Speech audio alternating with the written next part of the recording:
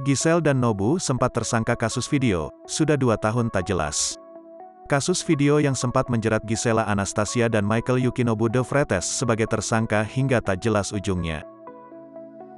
Setelah lebih dari 2 tahun, kasus video Gisela Anastasia dan Michael Yukinobu alias Nobu tak lagi terdengar kabarnya. Padahal, kasus video Gisela Anastasia yang membuat heboh pada November tahun 2020 sempat membuat polisi menetapkan 2 pemain dalam video menjadi tersangka.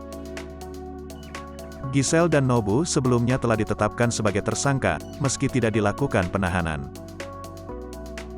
Beredarnya video Gisela Anastasia dengan pelaku pria yakni Michael Yukinobu De Vretes alias Nobu bermula dari laporan pria bernama Pitra Romadoni. Pitra Romadoni selaku pelapor mengungkapkan bahwa ia tak tahu dengan kelangsungan hukum kasus tersebut.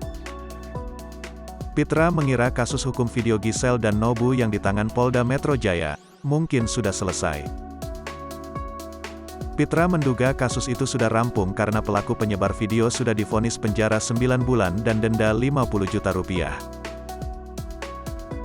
Menurutnya, masih dibuka atau tidaknya kasus itu adalah murni kewenangan penyidik. Kendati demikian, Pitra mengatakan tak ada damai di antara dirinya dan Giselle serta Nobu.